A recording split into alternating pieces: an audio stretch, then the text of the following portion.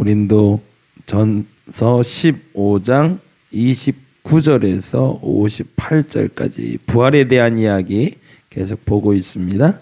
같이 읽도록 합니다.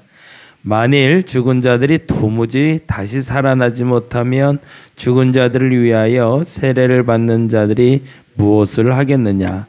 어찌하여 그들을 위하여 세례를 받느냐? 또 어찌하여 우리가 언제나 위험을 무릅쓰리요? 형제들아, 내가 그리스도 예수 우리 주 안에서 가진 바 너희에 대한 나의 자랑을 두고 단언하노니 나는 날마다 죽노라. 내가 사람의 방법으로 에베소에서 맹수와 더불어 싸웠다면 내게 무슨 유익이 있으리요? 죽은 자가 다시 살아나지 못한다면 내일 죽을 터이니 먹고 마시자 하리라. 악한 동무들은 선한 행실을 더럽히나니 깨어 의를 행하고 죄를 짓지 말라.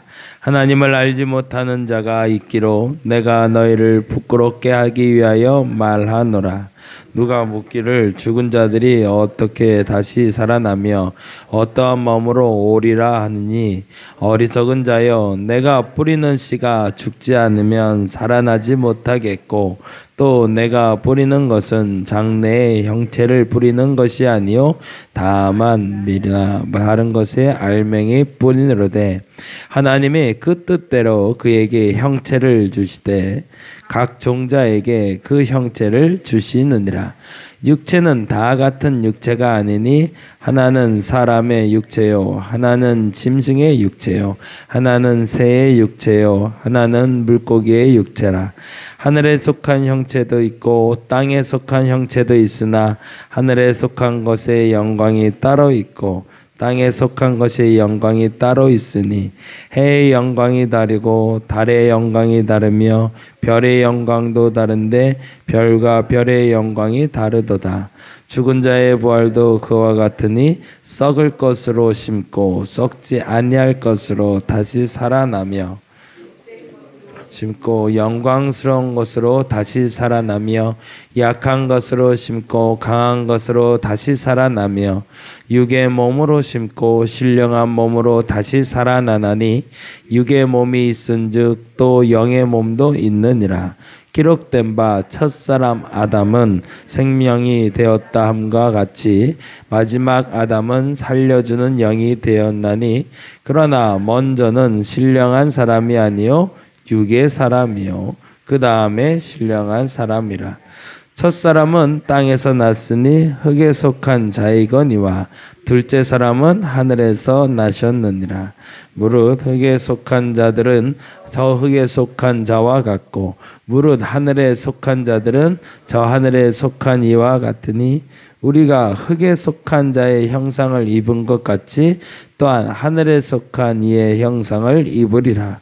형제들아, 내가 이것을 말하노니 혈과 육은 하나님의 나라를 이어받을 수 없고 또 썩는 것은 썩지 아니할 것을 유업으로 받지 못하느니라.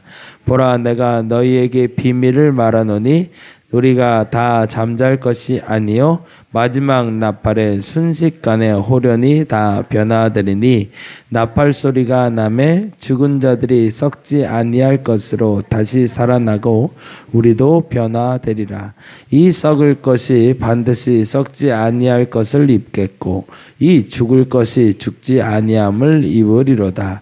이 썩을 것이 썩지 아니함을 입고 이 죽을 것이 죽지 아니함을 입을 때는 사망을 삼키고 이기리라고 기록된 말씀이 이루어지이다. 사망아, 너희 승리가 어디 있느냐? 사망아, 내가 쏘는 것이 어디 있느냐? 사망이 쏘는 것은 죄요, 죄의 권능은 율법이라. 우리 주 예수 그리스도로 말미암아 우리에게 승리를 주시는 하나님께 감사하노니 그러므로 내 사랑하는 형제들아, 견실하며 흔들리지 말며 항상 주의 일에 더욱 힘쓰는 자들이 되라. 이는 너희 수고가 주 안에서 헛되지 않은 줄 알미라. 아멘. 아멘. 이 본문에 대해서 고린도 교인들이 이해를 했을까라는 생각이 사실은 들어요. 부활에 대해서 과연 어떻게 설명을 해야 그걸 이해를 할 수 있을까? 사실은 불가능한 얘기입니다. 근데 여기서 사도 바울이 하는 일에 참 귀한 것은요, 존 웨슬리 목사님이 했던 일에 대해서 아주 중요한 지침을 우리에게 알려주고 있어요. 그 감리교는 웨슬리 목사님의 전통을 따르고 있습니다. 18세기 산업혁명이 일어날 때 그로더블로 시작됐던 그 신앙운동의 시초가 감리교였고, 그래서 그 뿌리를 가지고 우리가 신앙생활을 하고 있는데, 문제는 뭐냐면 뭔가의 한 가지 세력이 확장되고 커가기 시작할 때 그 세력에 대한 여러 가지의 의견들이 붙게 되죠. 그러고서 그 표준을 만들기 시작하고 다시 한번 묻는 게 건강한가? 이 신앙이 건강한 것인가에 대해서 자문을 하게 됩니다. 그래서 웨슬리 목사님은 크게 네 가지를 얘기하는데요. 성서, 그리고 이성, 경험, 전통이라는 네 가지의 표대를 이야기하고 있습니다. 그래서 만일에 내가 지금 말하고 있고 내가 경험하고 내가 깨달은 것을 이 네 가지의 잣대로 갖다 댔을 때 문제가 된다면 일단은 잠잠하라는 겁니다. 첫째는 성서, 두 번째는 이성, 경험, 전통. 근데 이 만일에 이 네 가지 중에 하나라도 부합하지 않는다면 그것이 교회의 공동체를 건강하게 만드는데 해롭게 될 수 있으니 잠잠할 수 있는 것이 지혜로운 것이다라고 말하는 거죠. 실례로 우리는 이성적인 깨달음을 통해서 하나님을 만날 수가 있습니다. 그래서 그 깨달음을 설파하는 경우들도 있고요. 대체적으로 기독교인들이 많이 하는 것이 경험하는 하나님을 얘기를 하죠. 병이 낫거나 혹은 어떤 뭐 환상을 보았거나 어떤 이적에 대한 체험을 통해서 하나님을 만났다. 그래서 여러모로 간증하는 분들을 많이 만나보면 아마 이건 이제 보편적인 특징은 아닌 것 같은데 70년대 전후로 해서 많이 나타났던 현상은 경험적인 하나님에 대해서 많이 얘기를 했던 것 같아요. 근데 초창기에 이제 초기 그리스도인들의 회심의 역사를 보면 대체적으로 두 가지 현상이 나타나는데, 첫째는 이성적인 깨달음입니다. 그들이 성경을 보다가 깨달은 사람들도 있고, 그리고 그들이 하나님에 대해서 그 신적인 경험이 아닌 마음으로서 내게 신이 필요했고, 그리고 그 신을 만나는 경험을 하는 경우를 종종 보게 돼요. 그러니까 뭐 병이 낫거나 혹은 어떤 이적을 체험해서가 아니라. 그리고 또 하나의 공통적인 특징이 뭐냐면 초기 그리스도인들 같은 경우에는 성경을 통해서 하나님을 많이 만나게 됩니다. 근데 문제는 뭐냐면 우리가 그 뿌리가 약하다는 거예요. 과거에 그래도 미국이나 영국이나 교회가 많이 무너지고 있다. 서구 사회의 교회들이 많이 무너지고 있다라고 이야기하면서도 교회가 건재하게 건강하게 계속 뿌리를 내릴 수 있었던 이유는 오랜 시간을 지냈기 때문에 그렇습니다. 근데 안타깝게도요, 우리는 너무 짧은 사이에 너무 큰 나무를 만들어내고 말았어요. 그게 기독교에 가장 큰 유익을 가져오기도 했지만 가장 큰 병폐를 가져오고 말았습니다. 뭐냐면 우리가 하나가 없어요. 그게 뭐냐면 전통이라는 게 없습니다. 전통적으로 대한민국에서 만난 예수 그리스도는 이러한 분이다라고 말할 수 있는 전통적인 기준을 아직은 세우기에는 아직은 우리 한국 기독교가 젊다는 겁니다. 그래서 안타깝게도 그 기준을 세우기가 모호하기 때문에 여러 가지 이단에 대한 이야기, 그리고 여러 가지 사상들이, 그러니 신천지 같은 것들이 아무리 이렇게 날뛰어도 그 전통이 건강하면 굳이 그런 것 때문에 좌지우지 될 거 없는데, 전통이 약하다 보니까 사실은 그 기준에서 흔들리게 되는 겁니다. 왜냐하면 그들은 경험이 가능하고 성경에 대한 해석이 강하기 때문에. 근데 문제는 그들이 강한 그 경험과 그 성서 해석은 안타깝지만 전통의 뿌리가 없다는 것을 우리는 망각하고 있다는 거죠. 그래서 실례로 조금만 더 설명을 드린다면 신천지의 뿌리는 사실은 우리가 잘 아는 대로 이단 사상이 그 뿌리가 됩니다. 이게 조금만 더 가서 그 뿌리가 어디에 있는지만 알아도 큰 문제가 안 되는데, 안타깝게도 그 뿌리를 우리가 자꾸 보지 않고 자라난 나무와 줄기만 보기 때문에 문제가 되는 거죠. 문선명 씨라는 사람이 일어났을 때부터 시작해서 그 필두로 1958년 전후로 해서 모든 이산의 뿌리가 됐던 사람들이 있어요.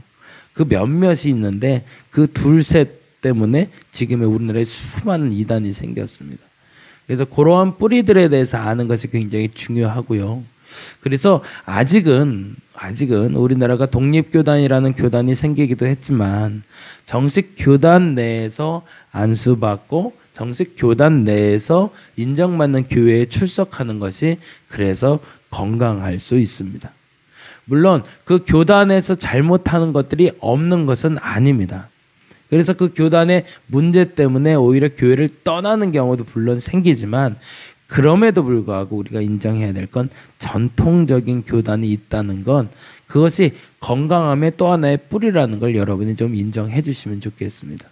이게 이제 혹여 신앙생활을 하면서 우리가 이제 뭐 신앙의 연륜도 많으신 분들이기 때문에 제가 함부로 말할 수는 없겠지만 앞으로라도 우리가 경험하는 것, 이성적으로 깨달아지는 것, 그리고 성경을 보다가 알아지는 것, 그 모든 것이 이 전통이라는 것에 위배되고 있다면 여러분은 좀 자제해 주시기를 부탁드립니다.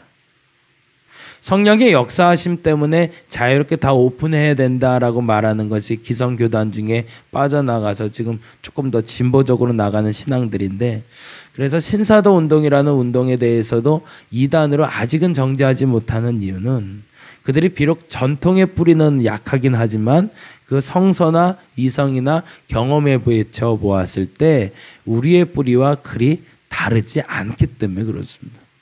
이제 어느 시점에 그게 이제 명확해지면 이것이 이단이다 아니다라고 판명할 수 있겠죠.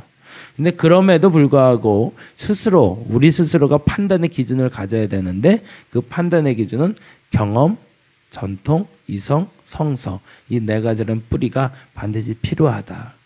그래서 주변에서 누가 뭐 예언을 받았다, 은혜를 받았다, 뭘 체험했다라고 할 때 그것에 대해서 너무 신뢰하고 따라가지 마시고 거기에 너무 믿음의 잣대를 갖다 대지 마시고 여러분 기준을 바로 세워서 갈 수 있다면 여러분뿐만 아니라 여러분 다음 세대가 건강한 신앙생활을 할 수가 있을 겁니다. 근데 또 하나의 팁이 있는데 그게 뭐냐면 아까 말한 대로 우리가 뿌리가 약하다 보니까요. 그 전통이 약하다 보니까 하나님의 단편적인 모습을 전하는 목사님들을 많이 만났어요. 보편적으로 많이 만났던 우리의 그 전하는 하나님의 모습은 성령 하나님이셨습니다. 그래서 그 성령 하나님의 기름 부으심, 역사하심에 대해서 많이 전하는 목사님들을 알아서 우리는 성령 얘기를 하시는 목사님들의 이야기가 익숙합니다. 소위 은혜 받았다는 분들에 대해서. 근데 그건 하나님의 단면이고요. 우리가 예수 그리스도를 이야기할 때 하나님을 얘기할 때 크게 창조하시는 하나님에 대해서 말할 수 있어야 됩니다. 여러분의 신앙을 한번 좀 쭉 훑어보세요. 그래서 건강한 신앙을 위해서 필요한 잣대입니다. 첫째는 창조의 하나님을 알아야 되고요. 그리고 마지막이 사실은 이제 성령 하나님을 알아야 되는 것이고 예수 그리스도에 대해서 알 때 크게 세 가지인데요. 저보다 정확히 네 가지를 알아야 됩니다. 첫째는 성육신하신 예수님을 전하고 있는지를 알아야 돼요. 그러니까 교회에서 예수를 전할 때 예수 그리스도가 성육신하셔서 육체의 몸을 입고 이 땅에 오셔서 치유하시고 기적을 행하신 예수님이라는 걸 아는 게 참 중요하고요. 십자가에 달려 돌아가신 예수님, 나를 구원하신 예수님을 아는 것이 매우 중요합니다. 그리고 또 하나 중요한 것이 부활하신 예수님을 전할 수 있어야 됩니다. 그리고 마지막은 승천하신 예수님을 전할 수 있을 때 예수님의 온전한 모습, 하나님의 온전한 모습을 전한다라고 말할 수 있습니다. 근데 안타깝게도요, 앞서 말한 대로 우리는 신앙의 뿌리가 그렇게 깊지 않다 보니까 단편적으로 만났던 그 하나님에 대해서 말하는 목사님들, 그 신학자들을 많이 만나왔어요. 그래서 나를 교육했던 목사님이 성령 하나 강조하신 분이라면 그 성령에 대해서 많이 익숙해서 낯선 성육신하신 하나님을 말하면 조금 당황스러울 때가 있고요. 창조의 하나님만 만나면 아예 저분은 예수님을 잘 모르나 봐 라고 말하는 경우도 종종 생긴다는 겁니다. 사도 바울이 부활에 대해서 계속 강조하는 이유가 있었습니다. 그때 당시에도 기초는 아직 약할 때입니다. 왜냐하면 예수께서 돌아가신 게 33년, 예수께서 승천하신 것도 33년, 그리고 교회가 세워진 지 채 20년이 안 됐습니다. 그러다 보니까 각자가 만난 예수를 전하고 있는 거예요. 지금 베드로가 만난 예수가 달랐고 그리고 요한이 만난 예수가 달랐고 마가가 만난 예수가 달랐습니다. 더 중요한 것은 마가는 전에 들은 예수를 전하는 것이고 누가 역시도 전에 들은 예수를 전했습니다. 근데 베드로와 그리고 사도 바울은 내가 만난 예수를 전했거든요. 근데 베드로는 성육신하신 예수를, 왜냐하면 육신으로 오셔서 나와 함께 고기도 먹고 밥도 먹고 놀고 자고 같이 화장실도 갔던 예수를 전하고 있기 때문에 오히려 유대인들에겐 피부로 와닿을 수 있는 예수였지만, 바울이 문제가 됐던 건 뭐냐면 바울이 만난 예수는 성육신하신 예수님이 아니라 부활한 예수님을 만났기 때문입니다. 그러니 그가 전하고 있는 예수님의 가장 큰 중심은 바로 부활하신 예수였던 거죠. 그러니까 그게 자꾸 이방인들도 부딪히고 그리고 유대인들도 자꾸 부딪히는 겁니다. 근데 감사한 건 앞서 말한 대로 사도 바울에겐 아주 귀한 달란트가 있었는데, 앞서 말한 웨슬리의 달란트가 그의 안에 숨어져 있었던 겁니다. 성경에 대해서 박식했고요, 이성적으로도 탁월했고, 그리고 전통적인 유대 교인이었고요, 그리고 충분히 아주 몸에 녹아듣듯이 부활하신 예수를 경험했다는 겁니다. 그래서 감사하게도 그가 전하는 예수는 그 부활하신 예수부터 성육신하신 예수부터 그 모든 것을 아우르는 예수를 전하고 있는 거죠. 근데 이 짧은 지면 하에 그 모든 것을 전하고자 하다 보니 내가 만난 예수의 가장 중요한 부활하신 예수님, 그 예수님이 나를 구원하셨다고 계속 전하게 되는 겁니다. 많은 예수를 전하는 것이 옳다라고 말하는 것은 아닙니다. 분명한 것은 내가 어떤 예수님을 만났는지를 아는 것이 참 중요합니다. 여러분은 어떤 예수님을 만나셨나요? 그 힌트는 어디에 있냐면 여러분이 지금 여기까지 오도록 도와주신 멘토 내는 목사님, 신앙 도우미가 있습니다. 그 사람의 신앙을 보시면 여러분의 신앙을 알 수 있고요, 여러분의 신앙이 탄탄해지기 위해선 그 첫 번째 배운 그 신앙을 바로 세우는 게 제일 중요합니다. 그리고 나서 중요한 것이 아까 말씀드린 여러 가지 모습으로 나타나는 하나님의 성품들, 다양한 모습들에 대해서 내가 넓게 세울 때, 나무가 뿌리를 넓게 비쳤을 때 쓰러지지 않는 것처럼 쓰러지지 않는 신앙이 되는 거죠. 그래서 부동의 믿음은 그렇게 만들어지는 건데, 어느 날부턴가 이것도 저것도 하는 신앙인들이 너무 많아지기 시작한 겁니다.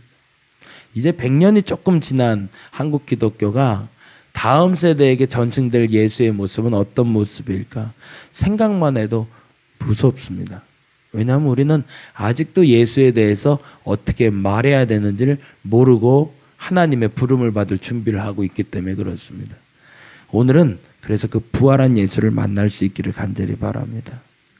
예수님은 나를 위해서 부활하셨습니다. 그리고 그 몸으로 나를 구원하셨습니다. 그 예수에 대해서 고린도서 15장을 통해서 다시 한번 점검받으시고, 그 부동의 믿음을 나뿐만 아니라 내가 만난 예수는 부활의 예수다. 내가 만난 예수는 성육신하신 예수다. 내가 만난 예수는 승천하신 예수다라고 여러분의 자녀들에게 당당히 전할 수 있는 저와 여러분이 되기를 간절히 바랍니다. 기도하겠습니다. 내가 지금 만나고 있는 예수 그리스도, 그분에 대해서 설명할 수 있어야 됩니다. 그냥 믿어. 믿음은 그냥 믿는 거야. 왜 의심해? 그런 거 아니야 라고 말하는 거 참으로 무지한 행동입니다. 내가 만난 예수를 바로 전할 수 있는 우리가 되게 하여 주옵소서. 성육신하신 예수님, 창조의 하나님, 그리고 십자가에 달려 돌아가신 고난의 예수님, 부활하신 예수님, 승천하신 예수님, 그리고 나와 함께 하시는 그 예수님, 그 예수 그리스도를 전할 수 있는 내가 되게 하여 주시옵소서. 감사합니다. 고마우신 예수님 이름으로 기도드렸습니다. 다 같이 기도하고 돌아가도록.